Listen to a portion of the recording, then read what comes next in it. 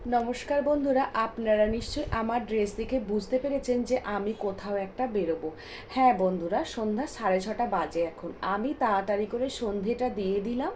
এরপর ভাবলাম যে চট করে একবার যাই, বাজার থেকে কিছু জিনিস নিয়ে আসি। কারণ আগামীকাল বৃহস্পতিবার, আমি নিরামিষ খাই, আর নিরামিষে তো একটু সবজিটা বেশি লাগে, তো সেই জন্যই ভাবলাম সবজি নিয়ে আসি। আর মেয়ে সকালের দিকে আটার কিছু করে দিলে খাই, কিন্তু সন্ধ্যের দিকে না, মানে খাওয়া নিয়ে প্রায় অশান্তি হতে থাকে, কারণ সন্ধ্যের দিকে ওই ধরনেরই খাবারগুলো খোঁজে। আর আমি দিতে চাই না, ওর বাবাও দিতে চায় না। আমি বলি একটু অল্প একটু বাটি করে মুড়ি চানাচুর খাও না, কিন্তু সেটাও খেতে চায় না। তো যেদিন কোনো দরকারে বাজারে যাই, সেই দিন ওর জন্য কিছু নিয়ে আসি। তেমনই আজকে ভাবলাম যেহেতু সবজি নেব, তাহলে ওর জন্য একটু কিছু খাবার নিয়ে নেব।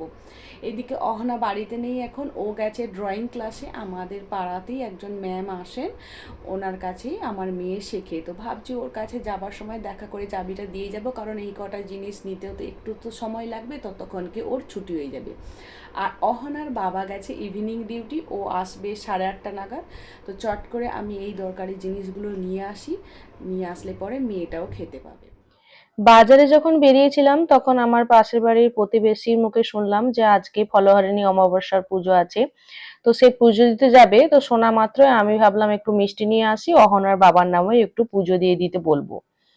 মিষ্টির প্যাকেটটা তুলে রাখলাম, ও যখন যাবে ও বলল নিয়ে যাব, আর অহনার বাবার নাম আর আমাদের গোত্র একসঙ্গে লিখে রেডি করে রাখলাম। বাজার থেকে যে সবজিগুলো এনেছিলাম, সবজির না বন্ধুরা প্রচুর দাম আজকে।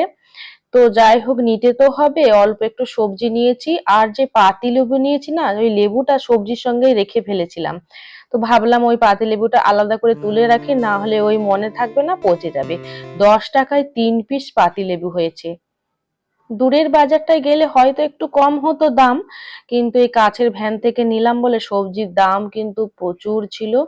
যাই হোক, ওই 1 কেজির মতো টোটাল সবজি সব মিশিয়ে নিয়ে চলে এসেছি।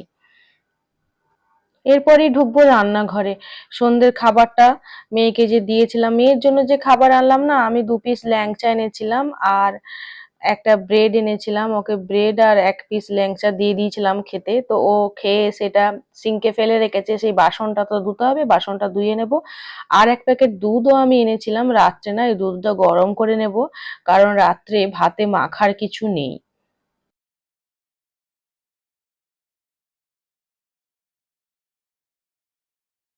আমার বাসন ধুয়ে রাখার জায়গাটি বেশ হয়েছে। ওই জানলাটার মধ্যে ওই লাল ডাব্বাটা গলিয়ে দিয়েছি, ওই বাসনগুলো ধুয়ে দিয়ে ওটার মধ্যে রাখি, জলটা ঝরে গেলে তারপরে তাকের মধ্যে ঢোকাই।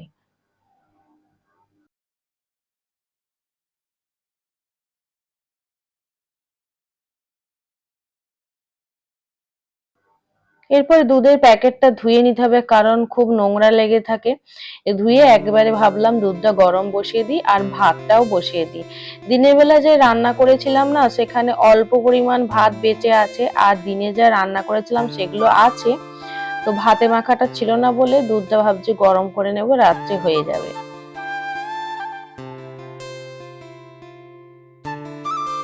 আজকে আমুল তাজার প্যাকেটটাই নিয়ে এসেছি, যেদিন যেমন যেটা পাই সেটাই নিয়ে নিই। এই আমুল তাজার দাম নেয় এখন 27 টাকা।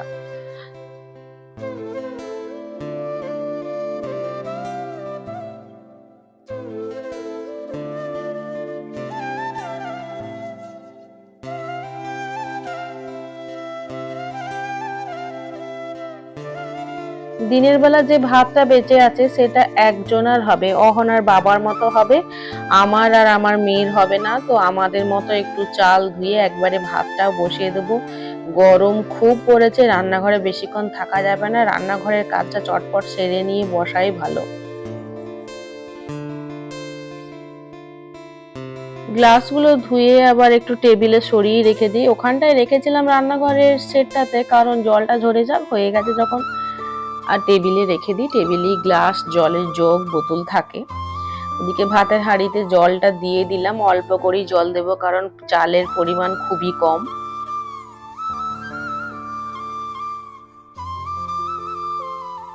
দাঁড়ান, এরপর চালটা একটু বেড়ে নিও, এই 1 গ্লাস মানে 1 পোয়ার মতো চাল নেব। এতে আমার মা মেয়ের হয়ে যাবে। আর এটা গরম তো হচ্ছে, আর ওবেলার ভাতটা লাস্টের দিকে ভাতের হাঁড়িতে দিয়ে দেব, তাহলে একসঙ্গে সব ভাতগুলোই গরম হয়ে যাবে। মাইক্রোওভেনটা খারাপ হয়ে যাওয়ায় আমার বিরাট অসুবিধা হচ্ছে, রাতের খাবারগুলো না গরম করতে পারছি না। ভাতটাও আমি একবারে করে নিতাম, এখন এবারে দুবেলারই ভাতও করতে হচ্ছে, বিরাটই একটা অসুবিধাও হচ্ছে। দেখি অহনার বাবার যেদিন ছুটি থাকবে সেদিন বলবো যা ওটাকে নিয়ে সারিয়ে আসো।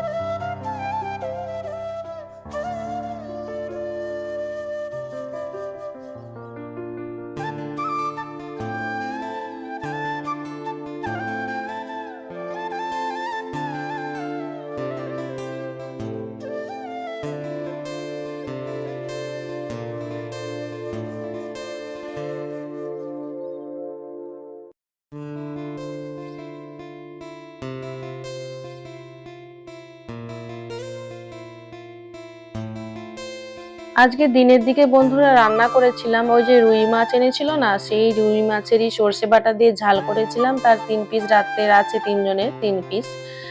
আর আলু আর পটলের একটা তরকারি করেছিলাম নিরামিষ, খেতে খারাপ হয়নি। এমনিতে আলু পটলের সবজি আমরা খাই না একেবারেই, কিন্তু উপায় নেই, কোনো সবজি ছিল না বলে বাধ্য হয়ে ওটা করতে হয়েছে। আর ওই গামলাটার মধ্যে দিনের বেলার ভাতটা বেঁচে আছে।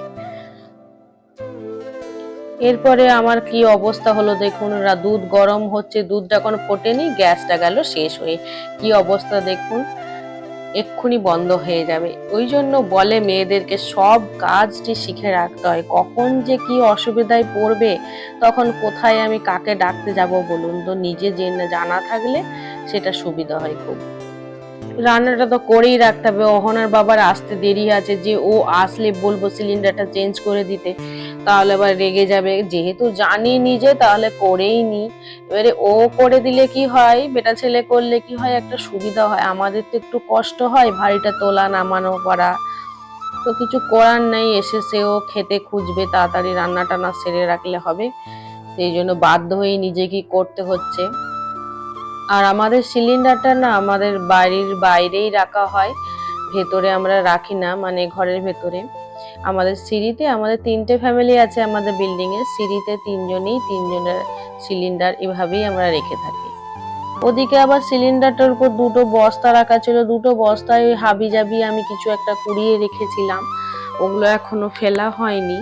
ওই বস্তা দুটো নামিয়ে নতুন সিলিন্ডারটা আবার গড়ি গড়ি নিয়ে এসে সেট করব, আর পুরোনোটা রেখে দেবো। অহনার বাবা আসলে বলবো আবার বুক করে রাখতে হবে, কারণ আমার একটা সিলিন্ডার 1 মাসের বেশি যায় না বন্ধুরা।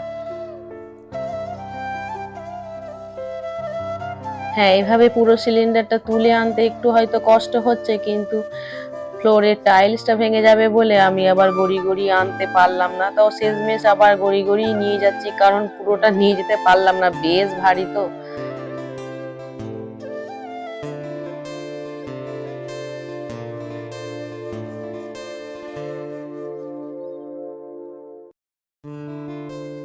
সিলিন্ডারের মুখের ঢাকনাটা খোলা কখনো হয়তো চট করে হয়ে গেল কোনোবার, আবার কোনোবার হয়তো টাইট করে বসে গেল, কিছুতেই খুলতে পারি না, হয় একটু টানা হিজড়া করার পর হয়।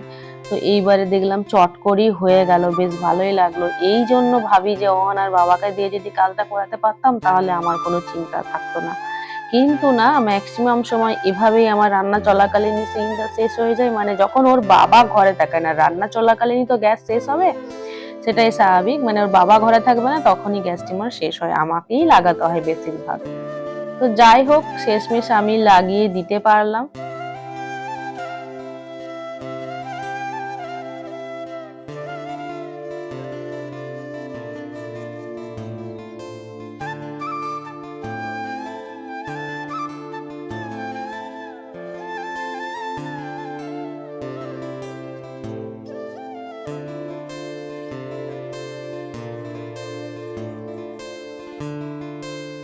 তো যাই হোক, কাজটা আমি করে দিতে পারলাম, গ্যাস আমার জ্বলে উঠলো, দুধের কড়াই ভাতের হাঁড়ি কিছুই তো হয়ে ওঠেনি, তখন অর্ধেকও যায়নি, সেই অবস্থায় শেষ হয়ে গেছিল। তো বাকিটা হোক, এখন আমি কাজটা যখন করেই দিতে পারলাম ভালোই লাগলো। তো দাঁড়ান, এরপর ওই খালি সিলিন্ডারের উপরে ওই বস্তাগুলো আবার সুন্দর করে সাজিয়ে রাখতে হবে, না হলে আবার কালকে কাজের মাসি আসবে, সে সিঁড়ি মুছবে, সে আবার গজগজ করবে, না হলে অনেক জ্বালা, সবটি গুছিয়ে রাখতে হয় আর সব দিকটি দেখে শুনেও রাখতে হয়।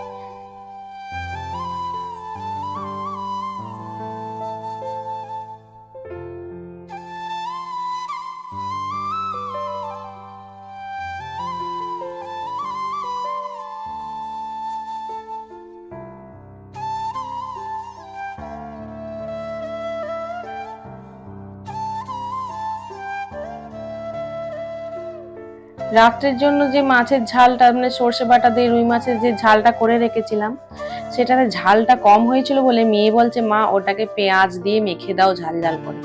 তো পেঁয়াজ আমি সরু সরু করে কেটে নিয়েছি আর একটু লঙ্কা জিরে ভেজে নিয়েছি, শুকনো লঙ্কা একটু ওই পেঁয়াজের সঙ্গে লবণ দিয়ে একটু চটকে নিলাম আর লঙ্কাটা দিয়েও মেখে নেব। আর 3 পিস মাছ আছে, 1.5 পিস মাছ, ওই মাছটা মাখা দেবো আর 1.5 পিস রেখে দেবো।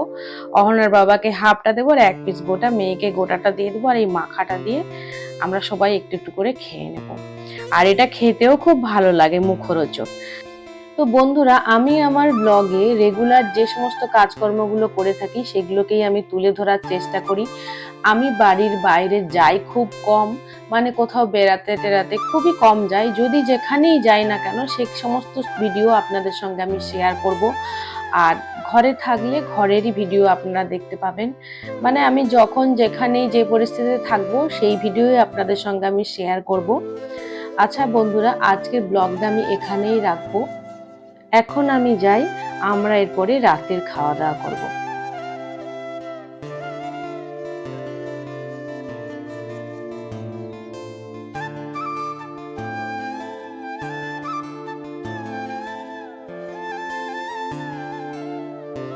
আপনারা সকলে ভালো থাকবেন, সুস্থ থাকবেন এবং সাবধানে থাকবেন। আগামীকাল আবারও দেখা হচ্ছে আপনাদের সঙ্গে আরো একটি নতুন ব্লগ ভিডিও নিয়ে। Tata, by.